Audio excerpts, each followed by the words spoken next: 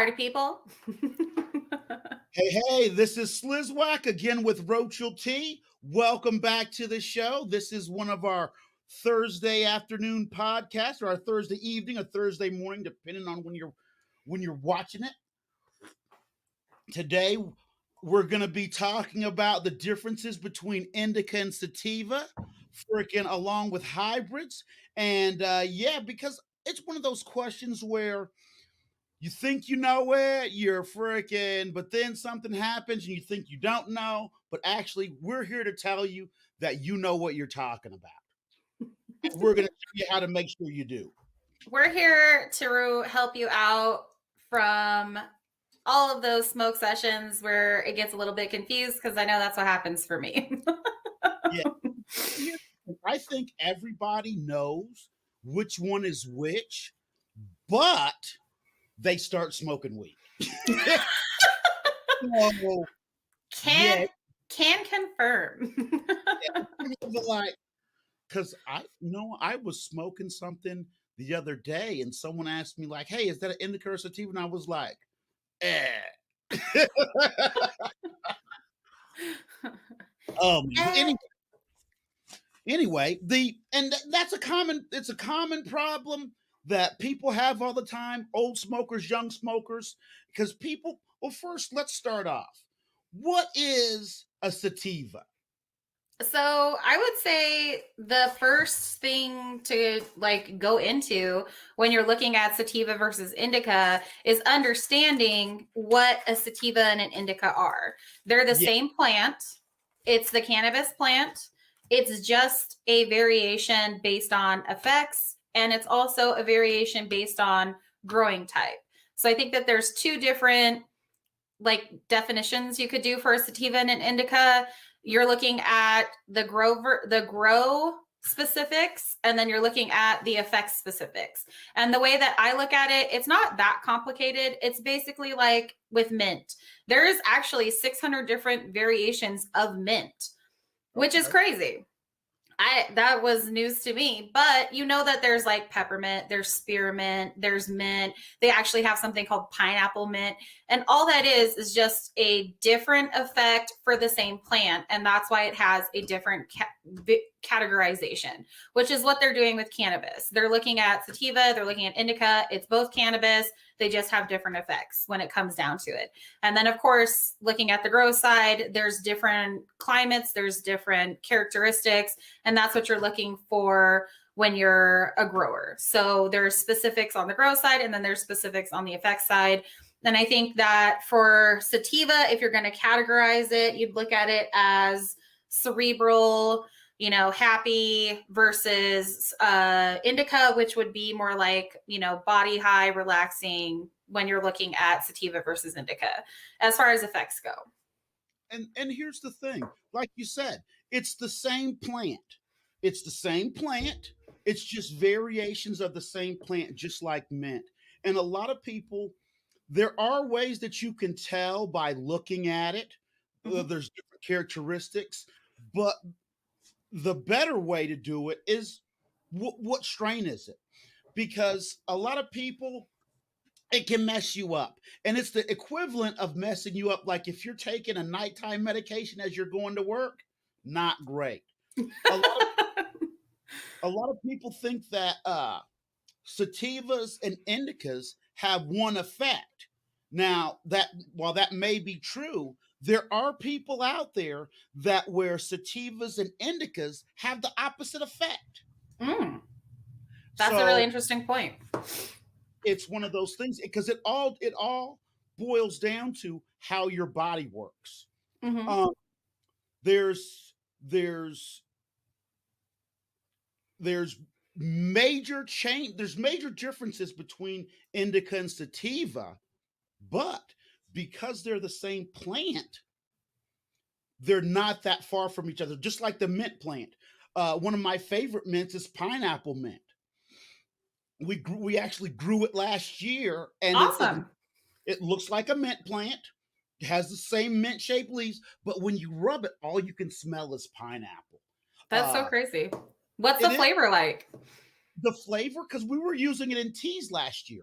We grew mint, pineapple mint, and we had, of course, peppermint and spearmint. And the difference is it tastes. It's imagine if you were smoking a weed that was all pineapple. That's crazy. It is because you could. I like growing weird stuff, like with the black Yeah. tomatoes and stuff like that. And it's because you don't get to experience that stuff all the time. Hmm. And just like with weed, just like with the mint, same looking plant, but the difference is chemical. Mm-hmm. It's actually, it's the same plant, but you're talking about a variation in the types of THC and how they interact that determines whether that plant is an indica or sativa. Mm-hmm. A lot of people will say that whether it's indica or sativa is determined by the strain. Interesting. I can tell you that that is untrue.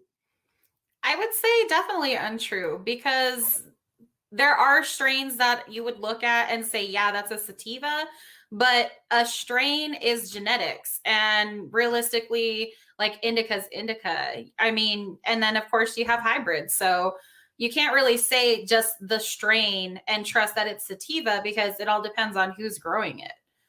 That's what's going to make it a sativa or an indica. It's not going to make it just because you get, grape ape doesn't mean that they didn't use different genetics with that grower to get the effects. It has the effects of grape ape, it has parentage, it has genealogy, but you have to breed in and back breed. So you can't just say like a strain is. You have to look at the actual makeup. Well, here's where it gets all crazy because the difference between indica and sativa is a ratio of the types of THC in a plant. And here's Hmm. where it gets crazy. Indica and sativa, as you know, are the same things. Okay. Well, what I mean is indica and sativa contain the same THC, the same ingredients in their THC. The only difference is the ratios in their makeup. Interesting. It's weird So because, is it down to the cannabinoids that go with the THC content, or is it just looking at THC dollars to dollars? well, no, because it has to do with the composition of the THC, and it is the cannabidiols that are freaking in the THC uh, extracts and freaking derivatives that are changing that plant. Because here's something Hmm. that's crazy. And while indica and sativa are genetically predetermined, okay, they're genetically okay. If this is a sativa and this is an indica, they're not going to change. But what gives the sativa, like we're talking about, sativa is a weird one because you can actually take that sativa plant, grow it for a longer period or grow it for a shorter period and change the combination of that THC. Weird. Let me explain. I know it blew my mind too. And I was introduced to this a couple years ago. Mm. Indicas. Before we go into that, let's talk about indica so people will have a good idea of what a good indica will do. So, like we said, Okay. sativa was more of a cerebral, creative, freaking energetic high, while indica is more of a couch lock, body feeling, pain relief high. Mm-hmm. Muscle relaxer.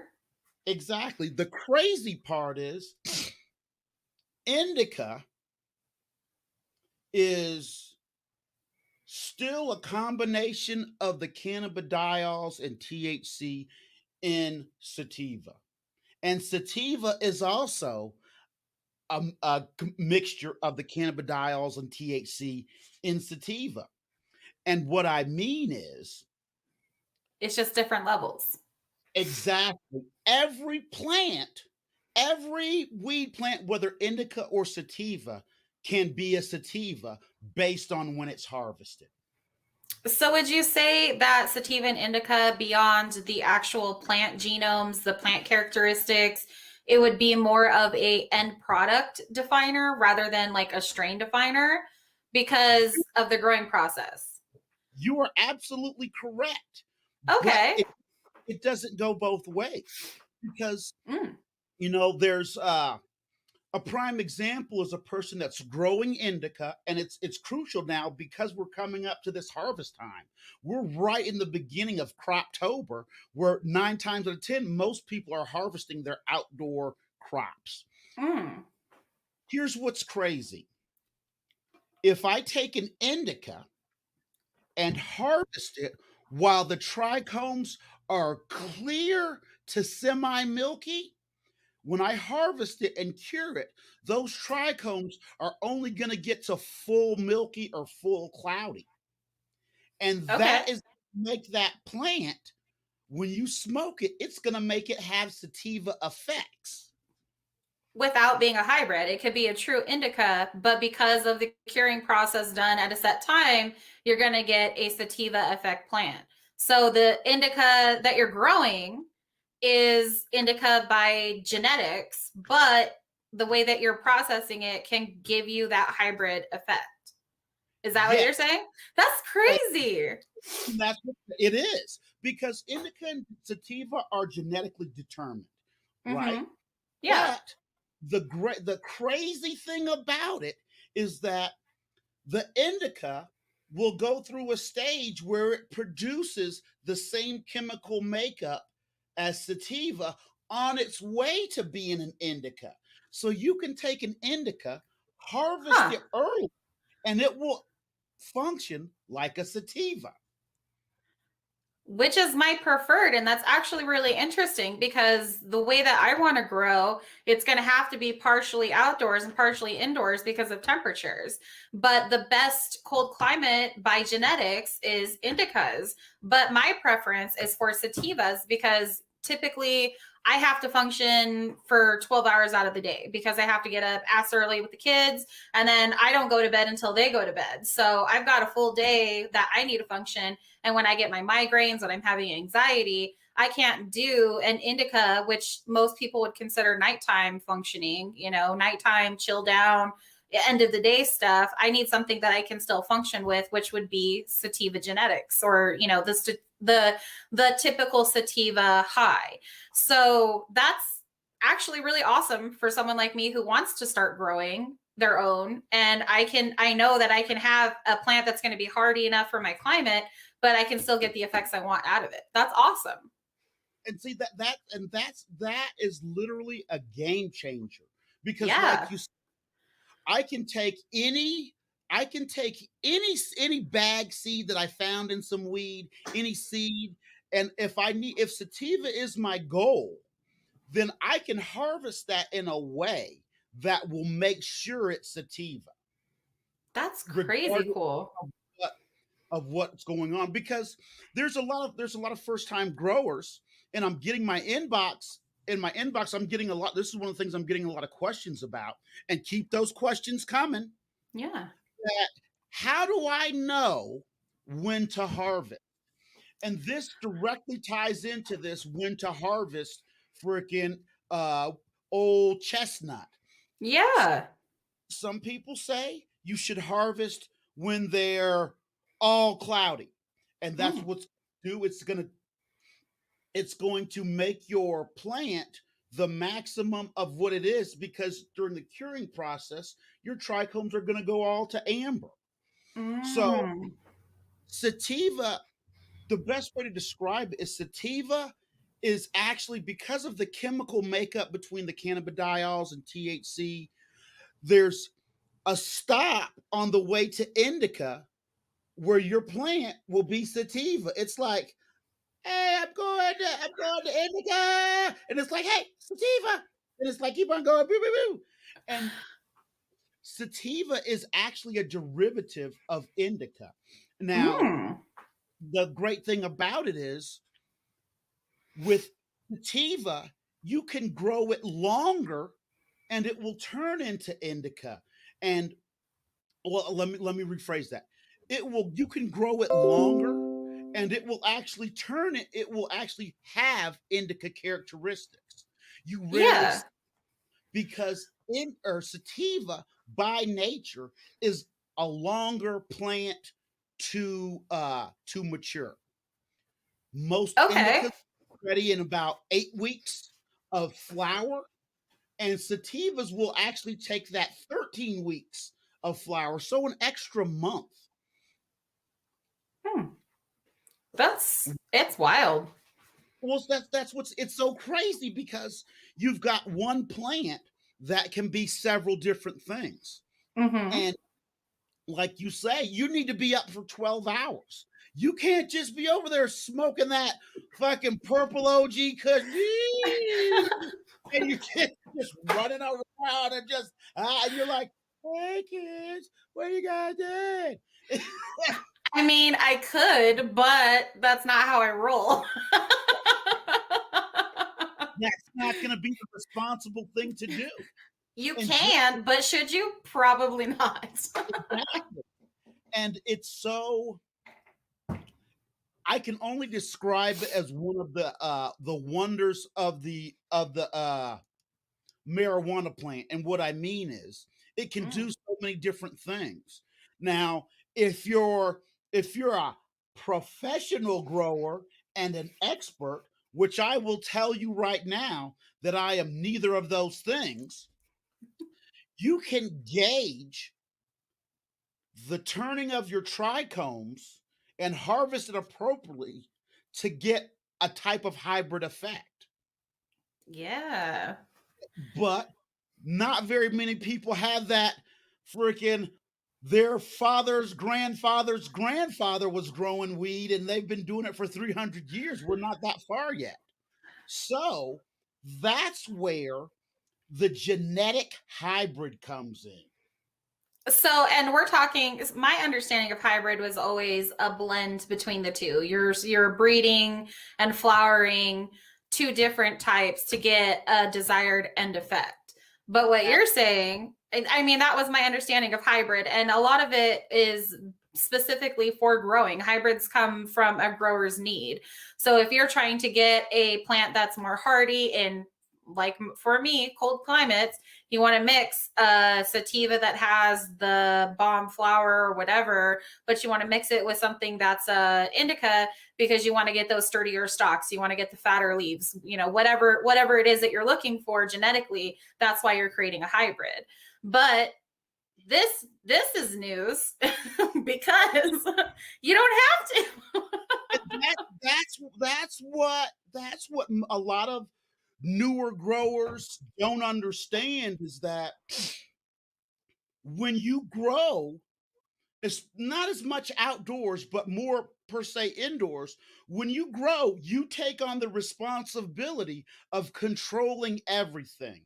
And Mm, unfortunately, because I've had a lot of crops that have just taken an absolute shit for various reasons, it's up to the grower to control everything. mm. And this even illustrates this more. The more expertise you have in growing, the more control you will have over how your plants turn out. It seems counterintuitive, but in indoor growing, you're God. You're God, little G. You have to freaking control everything. You're making the sun come up and go down. You're making the humidity, you're making the wind, all of those things that happen naturally. If you don't make them happen indoors, they won't happen.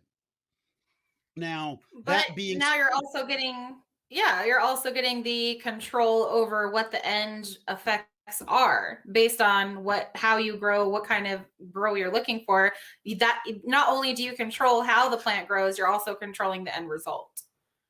yes, and it's every every indica plant has the ability to have sativa characteristics, but it's very hard to go the other way around. It can be done. I've only seen it done one time because if you allow a lot of times if you allow sativa trichomes to over mature Mm. or to get overripe to where you're looking at 80 to 90% amber of the trichomes, they will begin to have an indica like effect. But it's much harder to get that indica effect in a sativa than it is to get that sativa effect in an indica. Because on the way to indica, as you're going up on the way to indica getting mature, you pass by sativa country, and then you're right out of it because the trichomes are going through and the THC is going through a chemical change. That chemical change will have the proper makeup to give a sativa effect on its way to indica. I hope I'm not getting too far out in the weeds here. No, I it's super fascinating because for me, my thought process is okay, sativa versus indica. It's pretty simple stuff. You look at sativas, this is your daytime, this is your cerebral, this is your happy go lucky, this is your energetic one. Indica, you're looking at nighttime. But it's super fascinating, especially when you start talking about hybrids. Are you talking about hybrids genetically, or are you talking about hybrid effects? Because that is something that when you're going to a store, I don't think a lot of people would understand. You could have an indica strain with sativa effects, but a lot of the times when you go purchase at a dispensary, you're looking at heavy sativa leaning, and when you're talking about hybrids specifically, you're always thinking it's just genetics, but you're not thinking about just specifically the effects. And where we're going now with sativa versus indica is it's almost like looking at whiskey. Are you buying a bottle of Sam Jameson off of the shelf, or are you buying, the bourbon that's been aged for 12 years, blah, blah, blah, which is kind of what it seems like with indica versus sativa now. It's not necessarily talking about the genetics. It's not necessarily talking about the strains. It's only talking about the effects at the end of the plant's maturity, which is fascinating. That's, I think, the most informative that I've seen, because a lot of the times it is just people think indica versus sativa and they're only talking about strains. They're not talking about just effects, what's coming in the plant. That's cool. And that's what, and it's one of the things you don't have to worry about. Was it harvested right? Was it grown to maturity? That's one of the things you don't have to worry about at the dispensary. But I'm saying as a grower, you have the ability to freaking give your indica sativa effects as it matures. And when you go to the dispensary, you can almost be 99% assured, especially here, because every every piece of cannabis, every bud, every wax, every edible has to be tested by a certified laboratory. Mm. That makes sure that there's no pesticides, there's no mold, there's no freaking blah blah blah, because you're ingesting it. Mm-hmm. So I know that there's no mold, there's no freaking stuff like that. But I have to assume that the indica is indica and the schnozberries are schnozberries. Which is why a lot of people stick to strains, because its strains are known to have that special effect. So, you're Exactly. looking for a sativa strain, you're going for sour diesel, you're going for Jack Herer, you're going for lemon haze. That's what you're thinking of when you think of sativa. When you're thinking of indica, you're thinking grape ape, northern lights. That's what you're thinking of when you think of indica as a notorious strain name, to trust that what you're getting is what you're getting.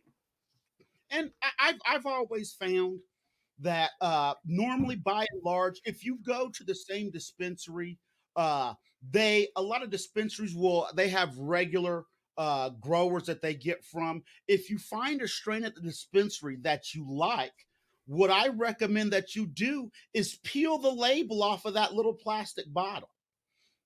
Nice. People always ask me why I do strain reviews, because they can't get that exact strain that I'm smoking right here grown by the same grower unless they're in the same town. The True, reason but the reason I do strain reviews is I tell you whether it's an indica or sativa, because almost every strain I smoke, I keep some kind of record as to what kind of effect, where I got it, what kind of effect, and is it an indica, sativa, or is it a hybrid? And that nice. allows me, as I buy more weed from the dispensary, it allows me to build a catalog of what works for me, of Mm. who has what works. Don't get me wrong, everybody has their favorite dispensary that they go to, but I encourage people to shop around if it's legal in their area, because now we're not limited to the sketchy guy in the Albertsons parking lot at 2 a.m. that has one strain and says, "Hey, this shit's fucking $20 an ounce." You know what I'm saying? This is what I got. This is what you're getting. You can take it or leave it. And the thing is, now with the variety that you have, because of its legality in some places, you now have more choice. And to a lot of people, it's overwhelming. They're the person that has to pick one more donut for the dozen at the donut shop. And you can, yeah, you can cut down on the madness by saying, okay, instead of saying, oh, so many strains, because most dispensaries, when you go in there, they have at least 20 jars of weed, which most people who haven't been to the dispensary have never even seen that much weed in one place. So you're like, oh my God. And the thing is, you can narrow down your selection by knowing what you want, which goes back Mhm. to our old episode 5 ways to get your bud tender to tell you the truth. You want to go in there and you can eliminate a lot of your choices and make it easier by knowing whether you want to get an indica or sativa, or an indica dominant hybrid or a sativa dominant hybrid, because we're in America and we like choices. But Yeah. you can make it easy. I make it easier on myself, because the first thing that I say when I go to this dispensary is I tell them exactly what I'm looking for. So no matter how many things are on the shelf, they're already zoning in on what I need. So even though they've got this Blue Dream, which is a sativa over here, and it smells bomb, that's not what I need. Mhm. So when I go in, I always tell them I'm looking for a heavy indica, a straight indica, or a heavy leaning indica hybrid. And that helps them to help me, because now they say, okay, we have an idea what we're looking for. Now it's just a matter of preference or taste. What does it smell like? Do you like that smell? Do you like this? And a lot of times they're going to give you some input as to, hey, I smoked that, or I smoked this and it knocked me out. It And all depends on they can also look at price range for you, and they can look at if you're specifically looking to treat something, they should know what strain is better for that. So you don't even have to go in knowing indica sativa. It definitely helps if you know which preference you have. Are you looking for something daytime functional? Or you're looking for something to help you sleep? If they're going to be able to narrow it down just knowing indica and sativa. And it does help you as a consumer to know the difference, but you don't have to. You don't have to go in there and say this. You should be able to say, this is what I'm looking for and why, and then they should be able to, figure that out based on what their product is doing. a lot of people think that people that are working at the weed shop are just a bunch of stoner people that just like somehow they're working at the weed shop. But that's hopefully the idea case, because I want the person behind the counter to have more experience and knowledge than me. They Yes. always And I think will. that a lot of they go ahead. I think they always will, because they're dealing with those specific strains that are on the shelf, but they may not have, as long as they know what you're trying to do and how to get you there, it really doesn't matter. Because Yeah. if I have chronic MS pain, I'm all hunched over. I don't care if you graduated high school. Can you fix me with the stuff that you have on the shelf? If you can fix me, cool with me.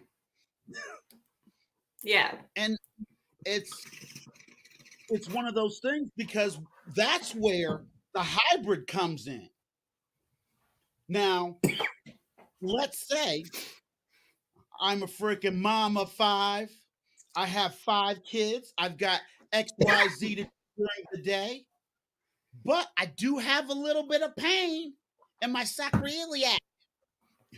So that's a good candidate for a little bit of hybrid. You may need that sativa effect to keep you going and up and alert and creative or have your brain, but you might want an 80-20 sativa indica mix hybrid to make sure that you get that little bit of pain relief without locking you all the way down to the couch. And that's one Mm-hmm. of the beauties of legalization is the growers have that ability to experiment more, to bring you and give you what you need more. It's, if growing mint was illegal, we wouldn't have all these kinds of mint. But big mint 600. for years, and that's why we have 600 types of mint. It's just like that's why in the last 30 years, we've had more strains. And I'm not talking about something that some guy across. We've had more official strains come out in the last 20 years than we have, probably at least in America, than we have since the 1900s. Simply because with the legality, there's more room to experiment because you can do it out in the open. Absolutely.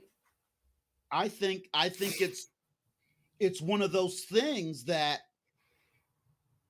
whether you like weed or not, it's like I don't drink much alcohol. I'm older, I'm getting old. I freaking hey you kids get off my lawn. I don't drink that much alcohol because oh dude, you can get up. I remember back in the day, I'll put it this way. Back in my day. I remember when the only kind of mad dog you could get was that was great mad dog. Now you got tutti frutti, you got freaking cherry limeade, you got great blue dini, you got all these craziness. So now you can throw up in different colors. But before, if you drank mad dog, you're just throwing up in grape.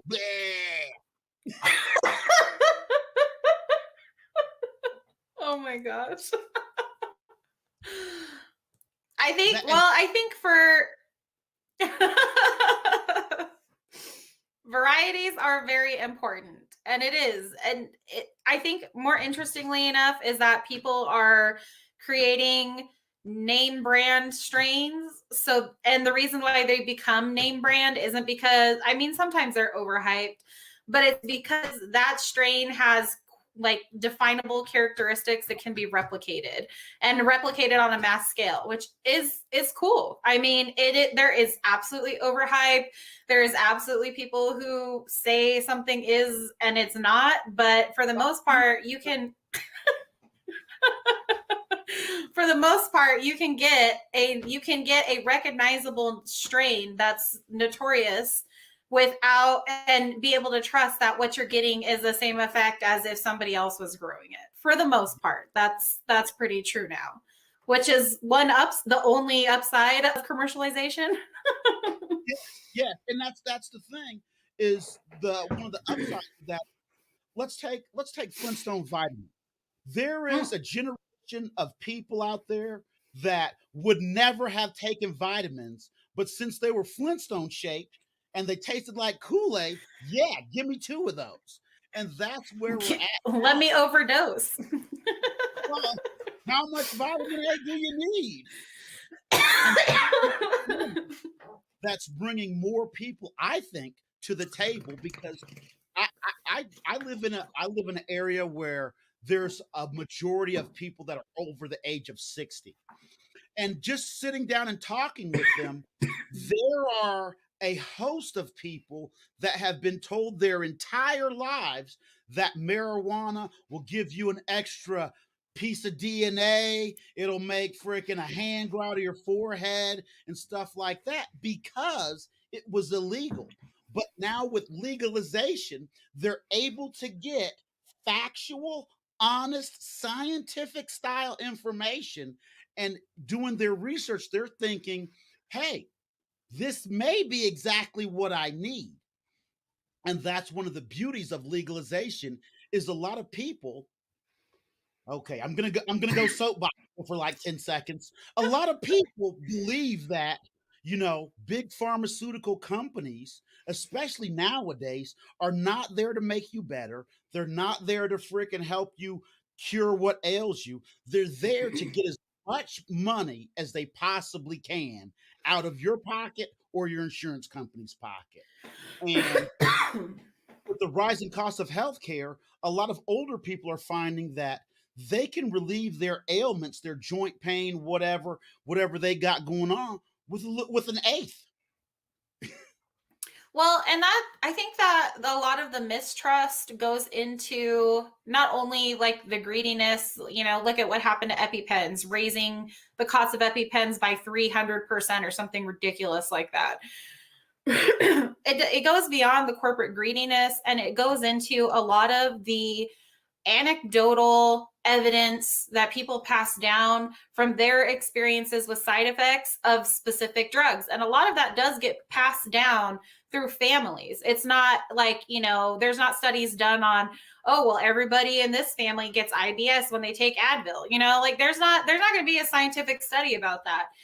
And a lot of that mistrust, it's the greed, I think a bigger impact on society as a whole is the side effects from those drugs, because those drugs in their intended purpose was to solve a problem or help somebody who's having issues, because there's enough people where it could become something that's needed. There's a rise in, diabetes, there's a rise in PCOS, there's a rise in obesity, chemically synthetic drugs are created to solve a problem in their essence.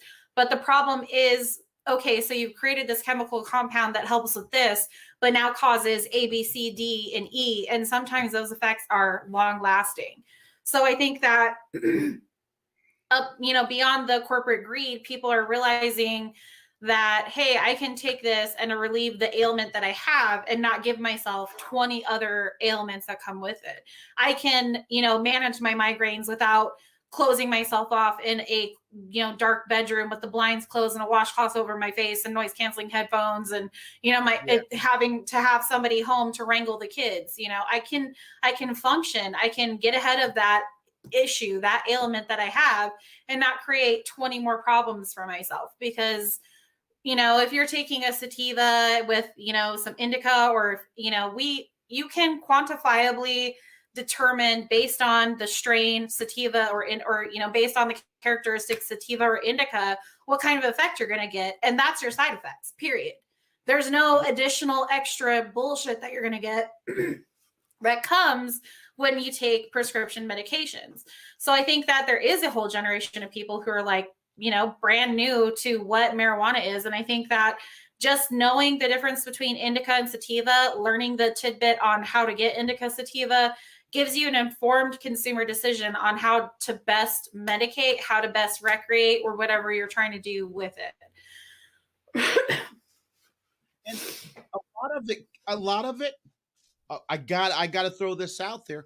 A lot of it doesn't come from the actual medication itself. It comes from the abuse of said medication. I want to put that out there. They didn't freaking make oxycodone and fentanyl lollipops because they're trying to give them to kids. They made them because cancer patients can't really move around, and sometimes they can't even swallow because of the chemo. Now, I see a full grown 40-year-old man walking around with a fentanyl lollipop. That's not the intended use. Okay? That's not it. Abuse, definitely, but there are known side effects for medications that don't come with abuse. For example, birth control. Weed doesn't help with birth control, but with birth control, there's a whole host of side effects that you get from taking that. You're using a medication. You're using a medication to treat something. And a lot of women with reproductive issues have to take birth control for one reason or another. So we're not just talking about promiscuous people. We're talking about people who are trying to treat a specific thing. Birth control helps regulate hormones, but there's a whole host of side effects. You can get blood clots, you can get weight gain, you can get depressed. That's all just a side effect. If you take your birth control like you're supposed to, you can't really overdose on birth control, but you are exposed to all of these potential side effects. with marijuana, that's not the way it is. You get your strain, you understand the characteristics of it, and then that is your side effect. Whatever it's going to do, that is your side effect of taking marijuana for whatever reason. But you know what it is. There's no hidden surprises. You're not going to get depressed taking marijuana. You're not going to see a commercial on TV 5 years down the road saying, "Hey, did you smoke marijuana? You may be entitled to a cash settlement." That's never going to happen. That's never going to happen. Look at hold on, look at the vaping cartridges. People be dumb.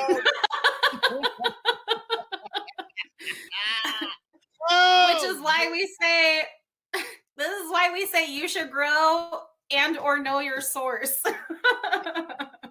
And you know, back in the day, it's not they had a saying, know your dealer. I hate to break it down like that, but if you're going to somebody who doesn't have a brick and mortar building, or somebody that may or may not be a legal supplier of marijuana, you're, to a certain extent, you're putting your health at risk. Because there's even if you have somebody who's under the table, if they're not going to show you their grow, at least to some extent, if they're not going to show you their plants, sussy baka, what are you doing? I have never met a grower who does not want to show off something that's grown. That would be absolutely super weird to run into. I understand privacy reasons. Maybe they don't want you to see the whole grow, but they've got to show you something. Like in person, you got to see something, you know? I mean, the people that grow, you got to realize the people that grow in a certain aspect, those plants are their children. They've been spending at least an hour a day with them for a minimum of 90 days. And they want you to see their freaking hard work is you. Yeah, they should be proud. If you're buying from them, they should be proud of what they're growing. But they have every right to show off. Yeah, I always use this gauge.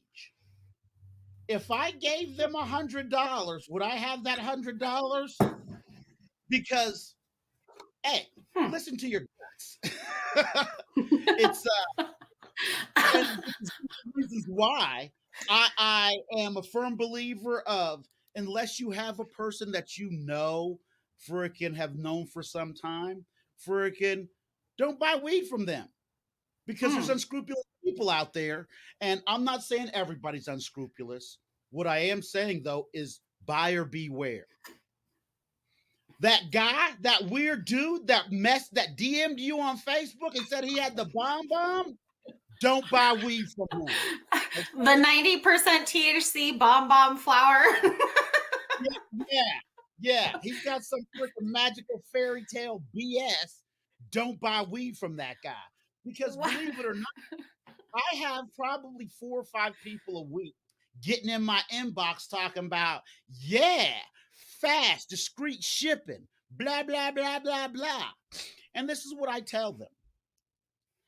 That's illegal. I don't even tell them that. I tell them, hey, what I'm going to need in order for me to purchase weed from you is I'm going to need you to send me a copy of your driver's license.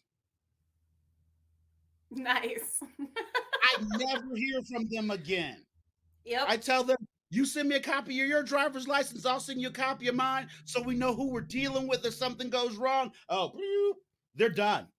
Because 80% of the time, 80 to 90% of the time, those people don't have weed. They're just scamming you. They're scamming you. They're running drugs for the cartel. They're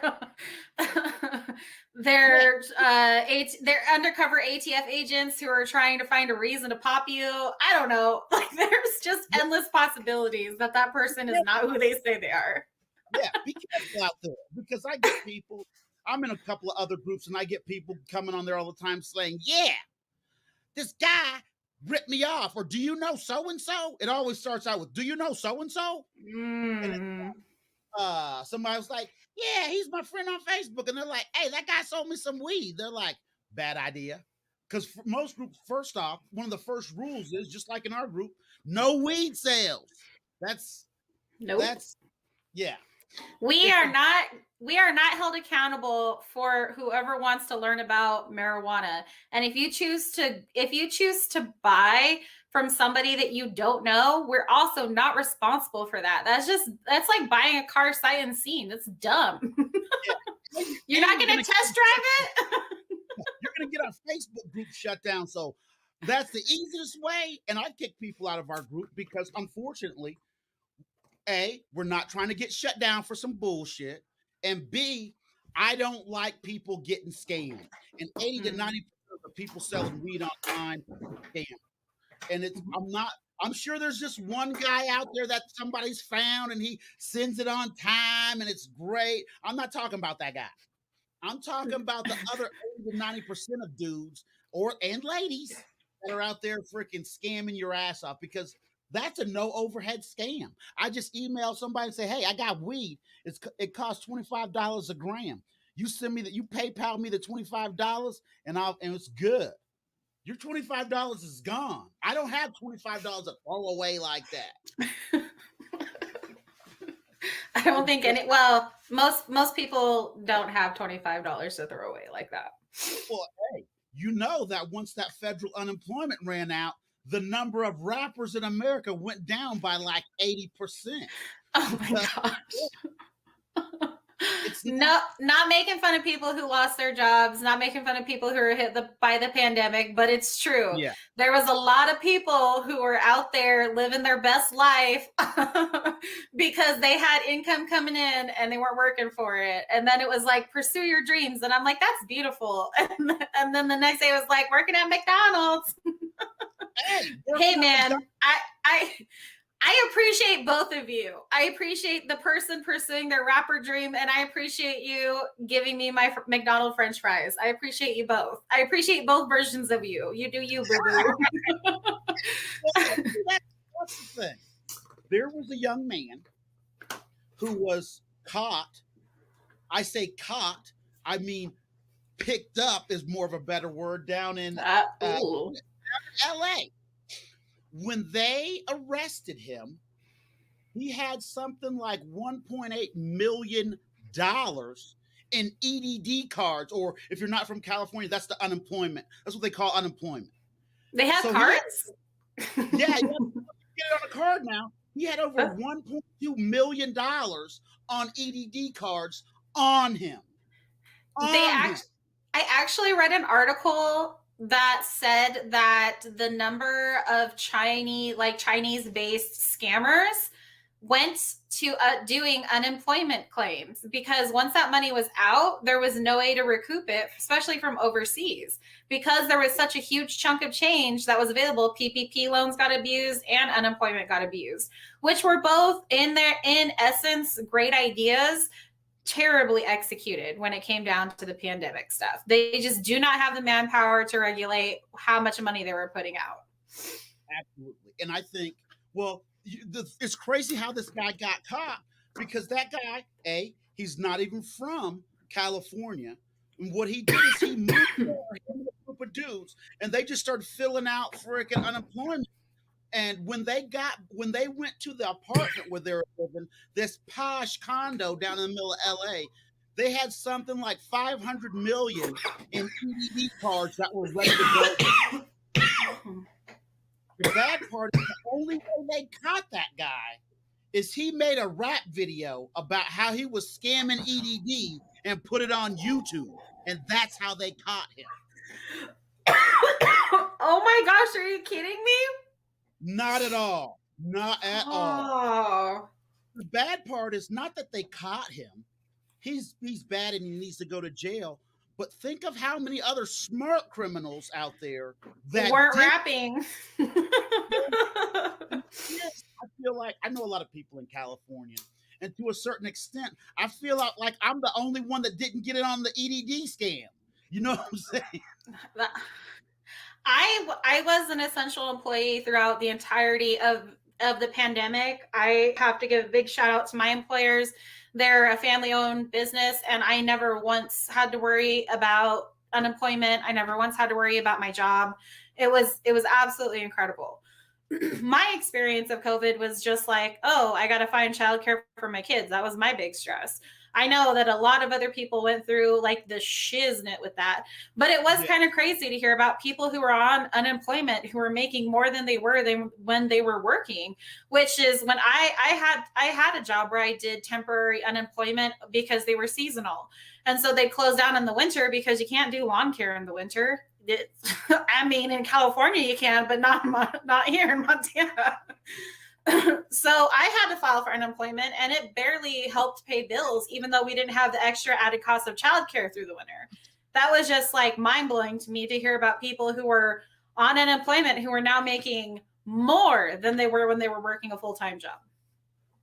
But I forward to the days when I'm 90 years old, when I'll be 90 years old and I'll tell my great great grandkids, ask your parents about that one time they made $600 a week.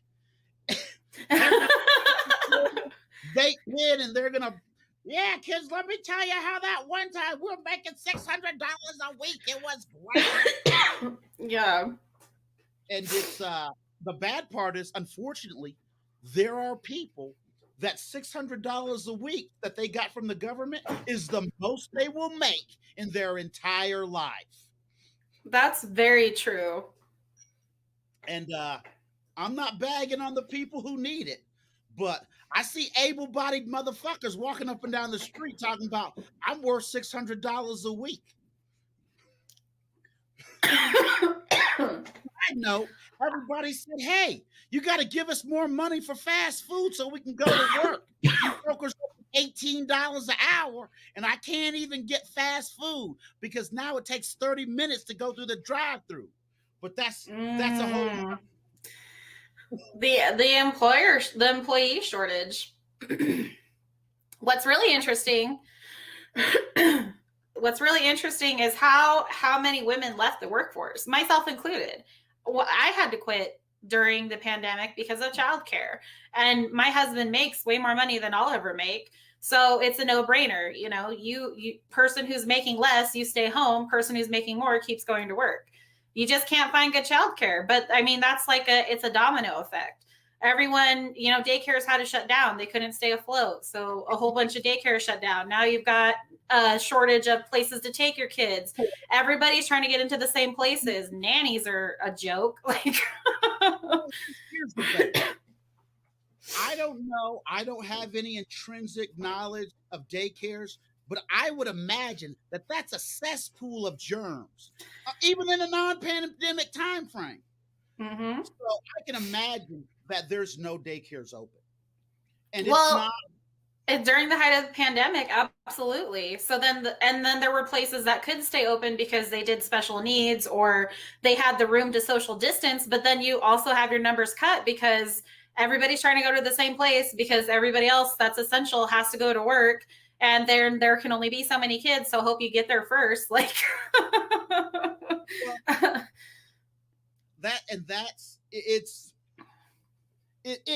it's kind of weird because it's one of those things that, you know, nobody thought that there'd be a bajillion containers out in the bay waiting for people to, because this is America. But yeah, if you go down there and look at a container ship report, there's so many container ships out in the bay off of the coast of California that a ship, just a random ship, mind his own business, not doing anything, they're telling him to wait. He drops anchor, and his anchor happens to hit the pipeline off the coast of Huntington Beach. Oh my gosh. Do you know how many ships have to be in a bay for one ship's anchor to hit this one pipeline that's in the middle of the ocean? That's nuts, man. I don't think it's funny that we're having environmental blah blah blah, but that's just a sign of how many actual container ships there are, you know. And that pipe that it hit, I believe, is 10 foot wide, but that ain't shit in the ocean. So Yeah, it's Hasn't been hit before, so obviously there's a line to get into the harbor. It's nuts, man. oh yeah. Whew. I think we've had a great conversation about indica versus sativa versus hybrid. I think we have. Thank everybody for watching. Thank everybody for listening. Uh, all that good stuff. Thanks everybody for freaking showing up. My name is Slizwack, and that's Rochel T.